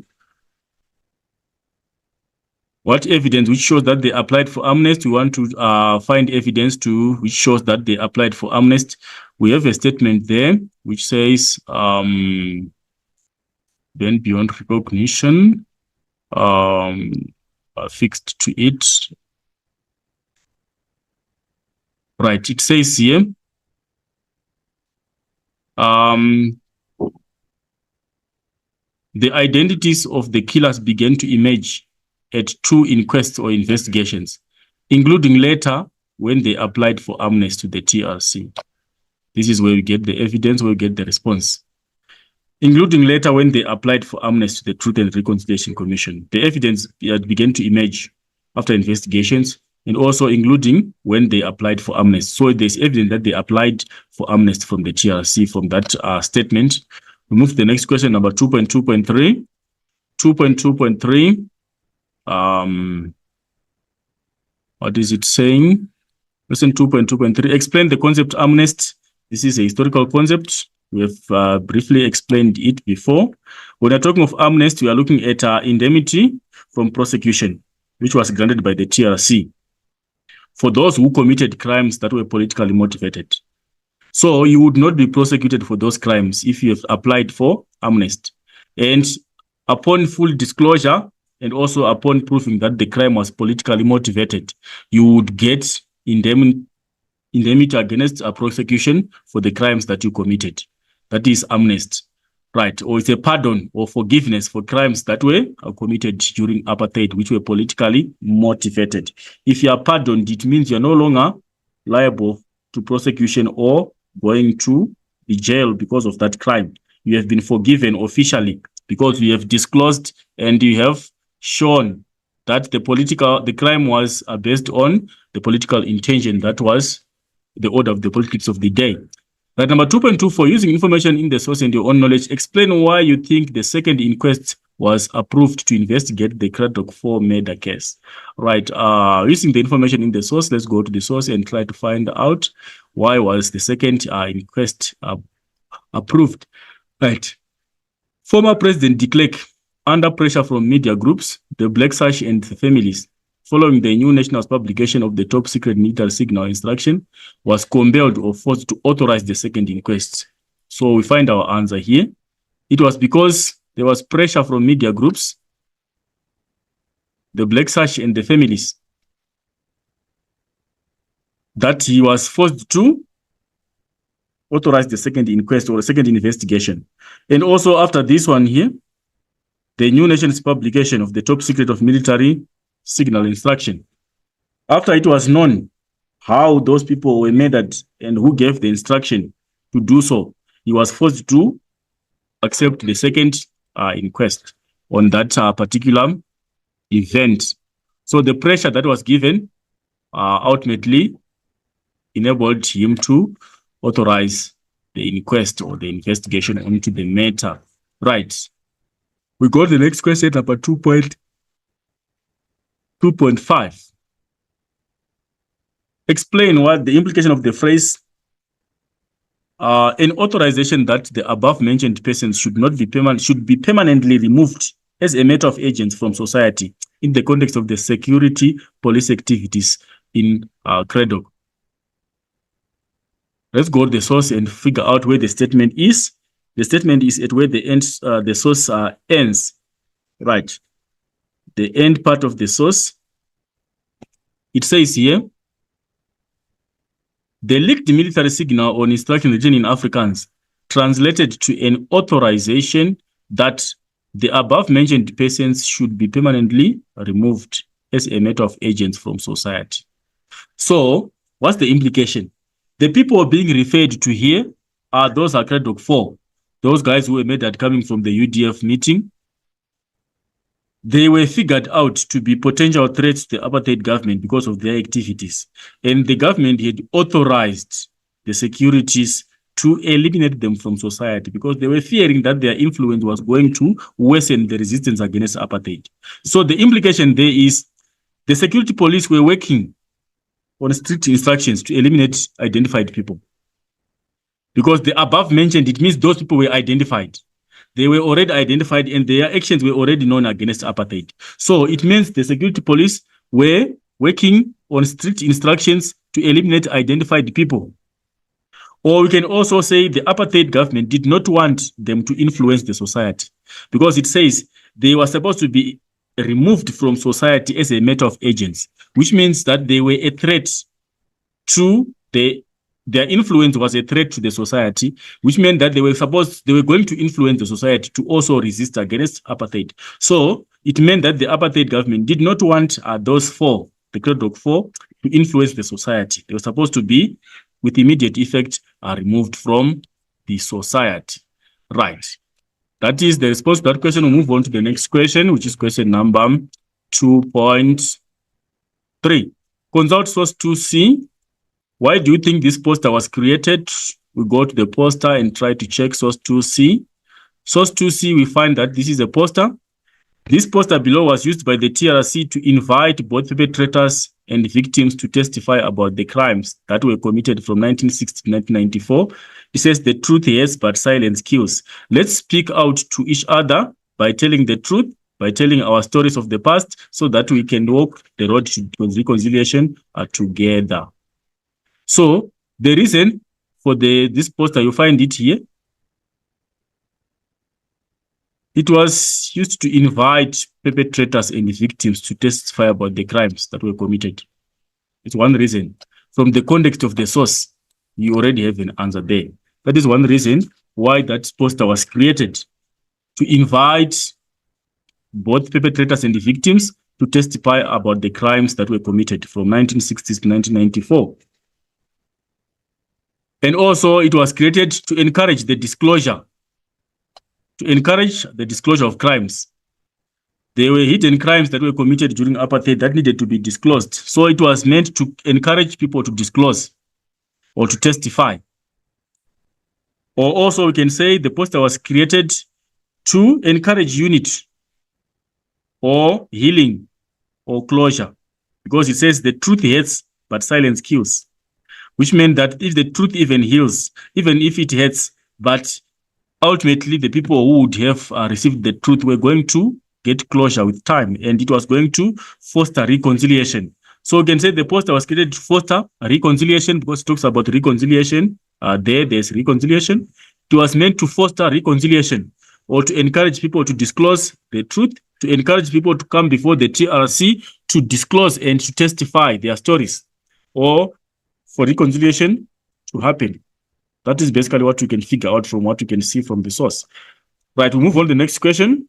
Number 2.3.2. Number 2.3.2. Explain what is implied by the statement. Let's speak out to each other so that we can walk the road to reconciliation together. Right, we can split it into two. What is the meaning of let's speak out to each other? By speaking out to each other, the statement is implying that people were encouraged to disclose the truth. The perpetrators, rather, on the side of perpetrators, were encouraged to disclose the truth. And also the victims were encouraged to come before the commission and testify. That is speaking out to each other. The perpetrator on one side, the victim on the other side. Perpetrator disclosing the truth of how they committed the crimes and their intentions. The victim testifying what happened to them, how their rights were abused. So the speaking part, so that we can walk the road to reconciliation together. What is the implication? So that we can foster forgiveness and reconciling. Or so that we can have a smooth transition from apartheid to democracy. We wanted to foster reconciliation, but that reconciliation was going to come to restore the old broken friendship. It was only going to be possible after full disclosure. You disclose the crimes that you committed. Victims also testify how they felt out of those crimes. Then we can be able to find closure and work together again in peace and restore our old broken friendship. So basically, that's the meaning of that statement. We move on to the next question, which is based on source 2D. Why, according to the source, did the families of the Cradock Four decide to go ahead with the class action or group lawsuit? Right, we go to the source and try to figure out from source 2D why they wanted to go ahead with the lawsuit for their loved ones. Right, source 2D, we figure it out here. It says, the Cradock Four are forging or moving ahead with the class action, which is a group lawsuit, to sue the state for delaying the prosecution of those responsible for their death. So they wanted to sue the state for delaying the prosecution of those responsible for their death. So the families, they were going against the state, claiming that the state deliberately delayed the process of prosecution of the remaining member of the state security agencies who were responsible for the death of the four. That was their reason why they wanted to take the laws to that action, to that particular. Then the next question, number 2.4.2. 2.4.2 is saying, who, according to the source, was the last living suspect of the Cradock Four murder case? The last living suspect, we can find him in the source. It's an extraction question. The last one, we find him here, where it says,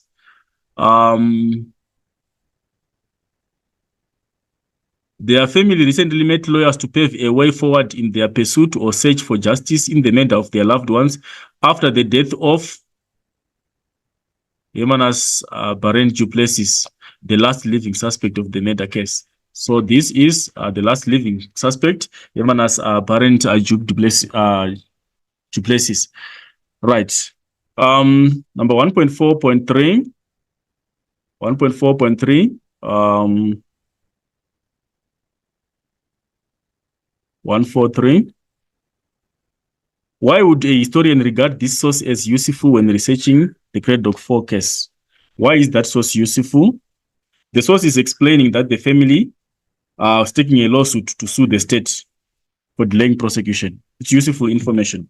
It's tangible information that the family wanted to sue the state for delaying the prosecution process. And also, we get to know that the murder suspects, they apparently died. And the last remaining suspect was Hermanus Barent du Plessis. It's also useful information. We get to know about the murderer suspects. And we also get to know that they all died except that last remaining who also died.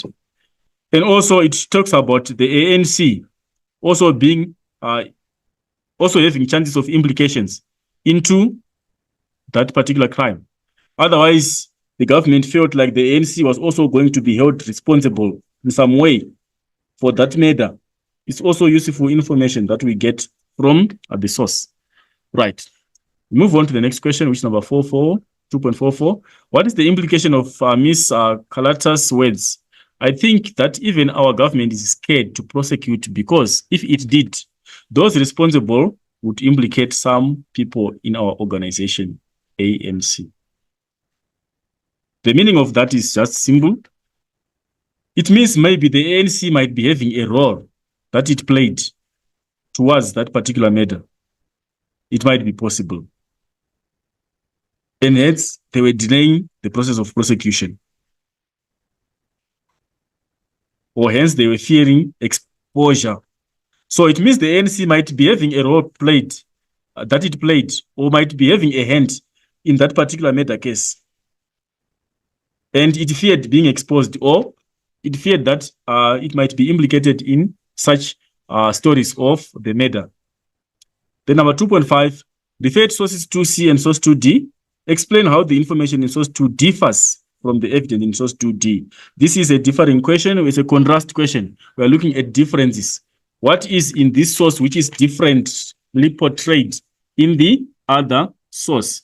That is a matter of differences. So we are saying we are comparing source 2C versus source 2D. We use the same format again, the one that we use for support. Source 2C says this, and this contrasts with source 2D, which says this. Or source 2C states this, which is different from what source 2D says, which is this. Or this differs from source 2D, which says this. That is how we differentiate the sources. We use the same format. So what are the differences? I'll just try to highlight some of the differences there. Right, if you check source 2C, they are encouraging reconciliation.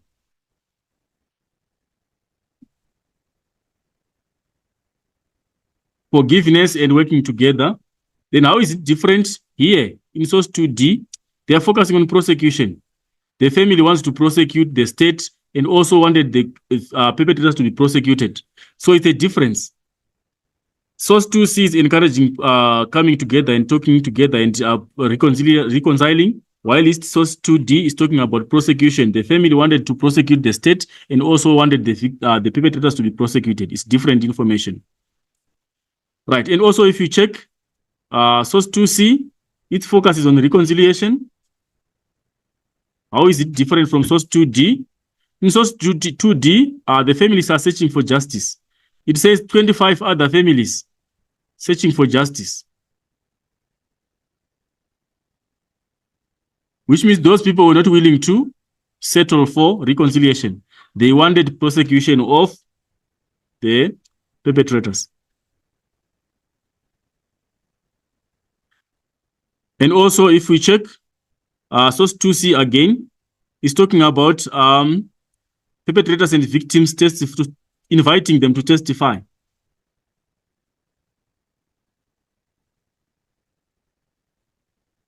Perpetrators and victims were supposed to come and talk according to source 2C, but how is it different from source 2D? Source 2D is talking about the state being prosecuted because of the National Prosecution Authority, which delayed prosecution. So it's different information. This one is talking about testifying, coming together to testify and find a way forward. While this one is talking about the NPA being accused of delaying prosecution, which means this one is focusing on retributive justice, while this one is focusing on restorative justice. So those two sources are different from each other in those dimensions. Right, to move on to the next question, which is the last question. I will just explain how you are supposed to answer this particular question, and it's your discretion on how you want to answer the question according to your line of argument, and you should be able to support your line of argument once you have adopted that particular line of argument. It says, using the information in the relevant sources and your own knowledge, write a paragraph of about 8 lines, which is 8 words, explaining how the TRC dealt with the murder case of the Cradock Four. Right. That question there, you should address it according to your understanding of how the case of the Cradock Four was addressed, and also according to your understanding of the mandate of the TRC. Remember, the TRC was tasked to give amnesty and also was tasked to give reparations and also was targeting to foster reconciliation. So you are aligning the mandate of the TRC versus how it handled the case of the Cradock Four. So in your opening statement, it depends with how. If you say the TRC dealt with the case effectively, it means you must be able to support it. Or if you are saying it dealt with the case professionally, which means it was aligning its mandate to the way it handled the issue. Or if you are unhappy with the way the issue was handled according to the prescriptions of the TRC, then you have to oppose that the TRC failed to handle that issue, failed to deal with that murder case. Because you are trying to incline it to the mandate. Why the TRC was made into existence? Did it follow its prescription of existence in handling that issue of the murder of the Cradock Four? So in my understanding here, I can say maybe the TRC was able to deal with the murder of the Cradock Four professionally, or they dealt with the that case effectively, according to their prescription of the existence of the TRC. Then you explain, remember you're following the appeal, you explain these activities were made by the state security as they were coming from the UDF meeting in Port Elizabeth. You explain inclining to the mandate of the TRC. That crime was politically motivated because they were participating in the UDF meetings which were against apartheid.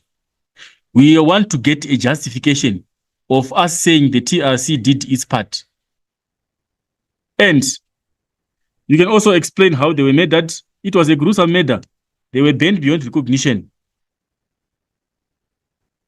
And then you go to find out evidence.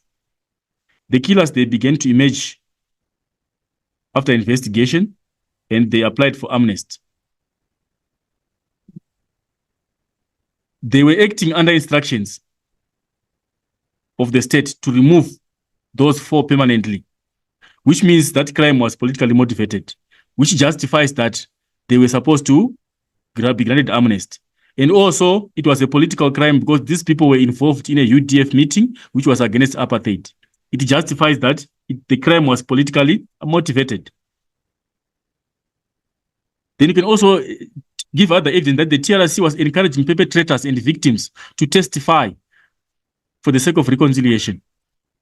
But however, the perpetrators, the family, wanted the perpetrators to be prosecuted, which did not realize because they had already died.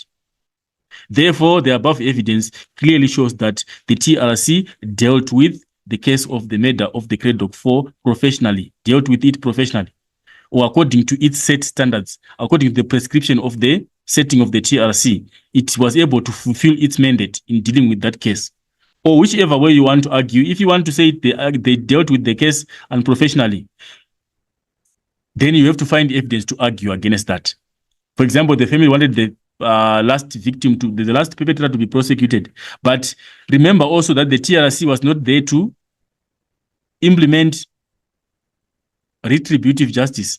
It was there to foster reconciliation and was there to use restorative justice to take back members to society and also to foster reconciliation and to try to seek closure amongst the victims of the injustice of apartheid. So that is basically how you answer the paragraph question. Right. For that matter, we have to balance our discussion by going to the essay section. We are not discussing question number 3. We go directly to discuss the essay question. And on the essay question, we are also going to focus on 2 aspects. We are going to focus on the Black consciousness question, and also we're going to focus on the road to democracy question. Right. What we need to start with here on our essay questions, we need to focus on the context of the essay question and figure out how we can construct a meaningful and contextualized introduction to the question, which has got an answer to the question and which has got the basis of the requirements of the introduction, which is the answer to the question or line of argument. Then it should have a reason why you are adopting that line of argument. And we should also find an elaboration or an orientation of the historical evidence that you are going to present in the essay or that you are going to use in the presentation. Right. We come and check on our essay questions. The first one, question number 4.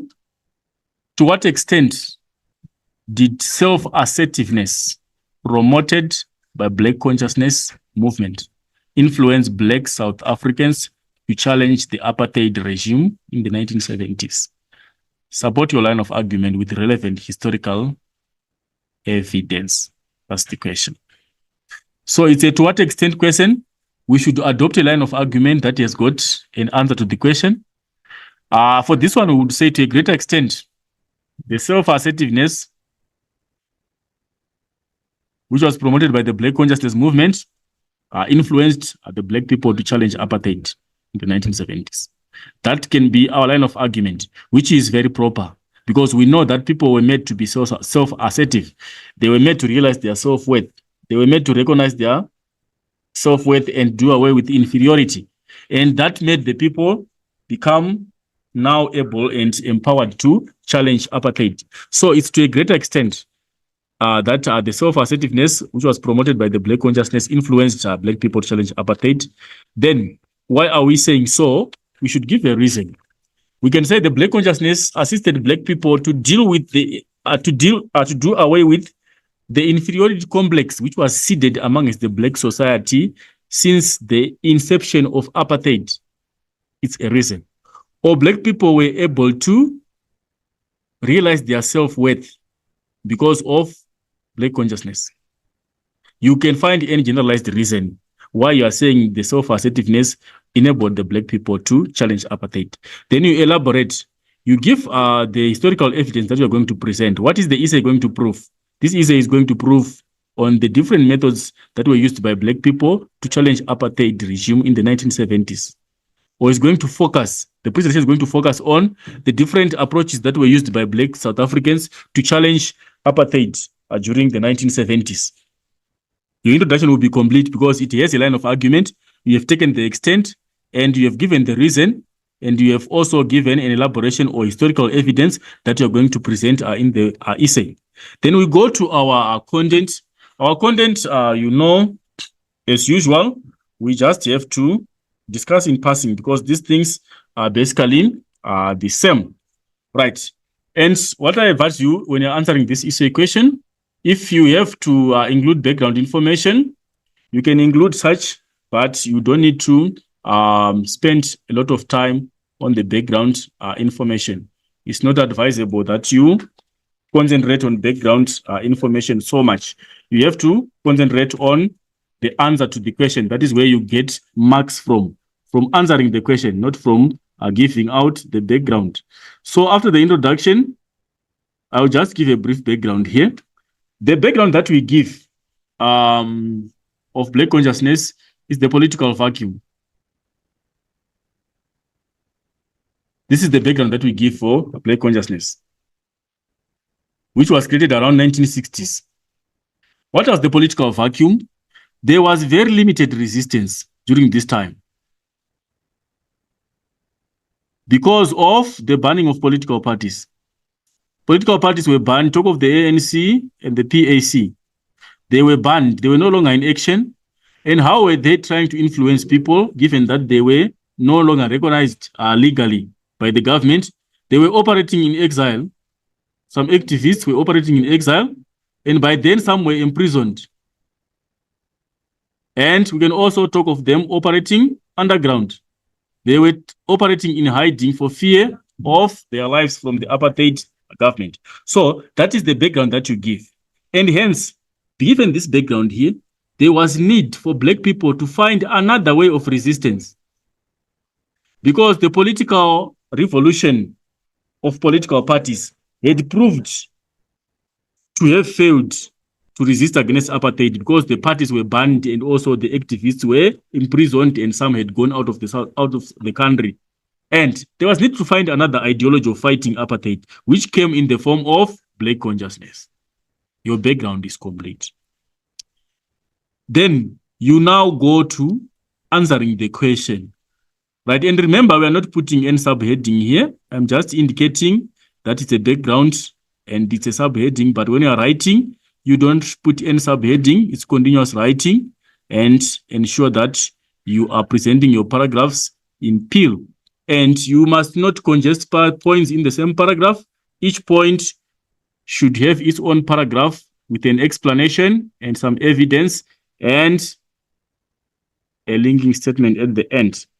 So we can look at Black consciousness as a philosophy.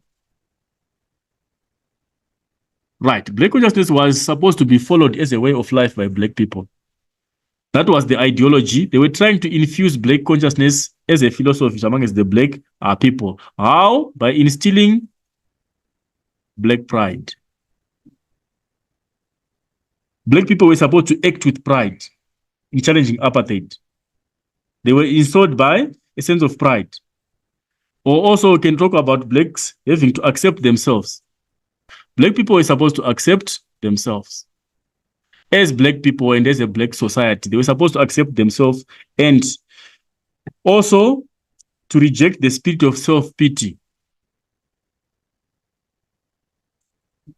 Spirit of self-pity. They're not supposed to feel pity for themselves, like what was happening So Black people were supposed to accept themselves, and also were supposed to be infused with a sense of pride, and also they were supposed to reject the inferiority complex or being dominated by external forces. That was what they were supposed to do as following the philosophy of Black consciousness, which means their lives were supposed to be changed, and they were supposed to follow a new lifestyle, which was the Black consciousness, a philosophy, lifestyle. So you can explain this as a paragraph, you can explain this, create a paragraph, you can explain this, create a paragraph, and those points, they fall under the philosophy of Black consciousness. And then you can also go on the influence of Black consciousness on political organizations.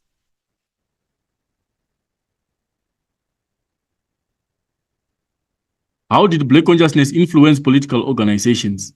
Right. It also played a key role in influencing the actions of political organizations.